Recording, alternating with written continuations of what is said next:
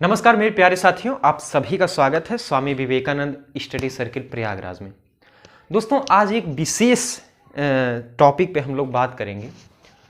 उसके लिए आप लोग बिल्कुल आराम से वीडियो देखिए और चीज़ें आपको बहुत बेहतरीन समझ में आएंगी और आपको वो चीज़ें जानना भी बहुत आवश्यक है ताकि आपको एक तरह से उसका नॉलेज हो सके। आज हम लोग भारत की प्रमुख जाँच एजेंसियों के बारे में बात करेंगे।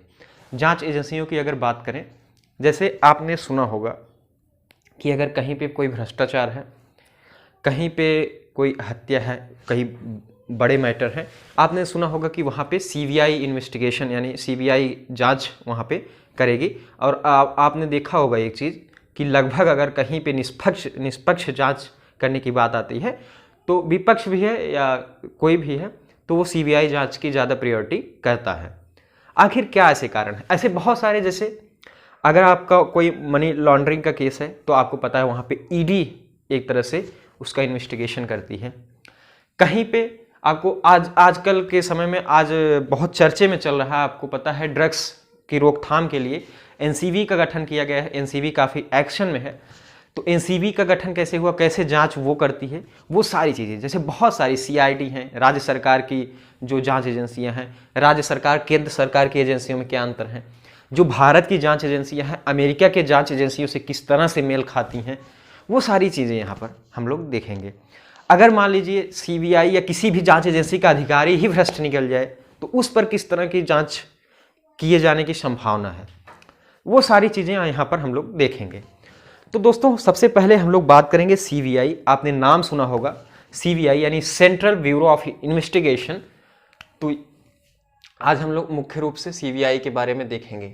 सीबीआई किस तरह से जांच करती है, किस रैंक के अधिकारी यहाँ पर होते हैं, कोर्ट क्या आदेश देगी, किसके आदेश पर जांच करती है, क्या क्या इनका अधिकार क्षेत्र आता है, वो सारी चीज़ें।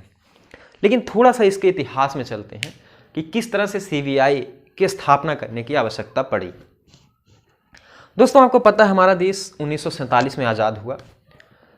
उसके पहले 1939 से क्या हुआ था, एक बहुत बड़ी घटना पूरे विश्व में हो रही थी।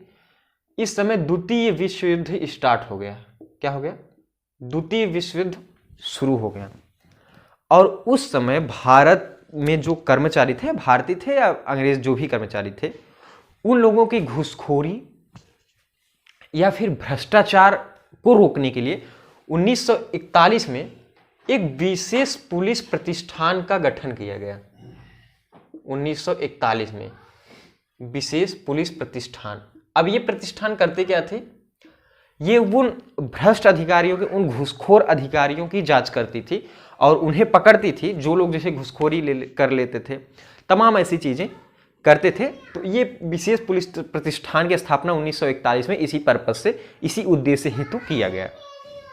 अब देखिए होता क्या है, इसके बाद केंद्र सरकार यानी अंग्रेजों की सरकार थी, उनको एक आवश्यकता महसूस होने लगी कि क्यों ना एक ऐसी इन्वेस्टिगेशन एजेंसी हो जो पूरे एक तरह से सभी राज्यों में अगर भ्रष्ट चीजें हैं, कहीं घुसखोरी का मैटर आता है, उस पर जांच कर सके।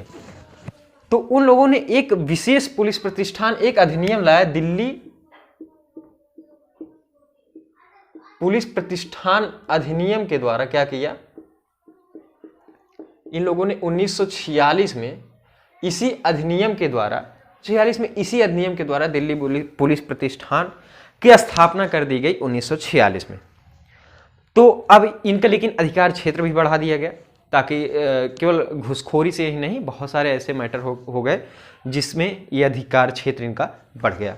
अब इसके आगे इसी कंपनी, इसी एजेंसी को, इसी जो अधिनियम के द्वारा स्थापना किया गया था, इसका गठन किया गया था, इसी का नाम चेंज करके 1963 में, सन 1963 में सीबीआई यानी सेंट्रल ब्यूरो ऑफ इन्वेस्टिगेशन यानी केंद्रीय अन्वेषण ब्यूरो, इसका नाम कर दिया गया 1963 में।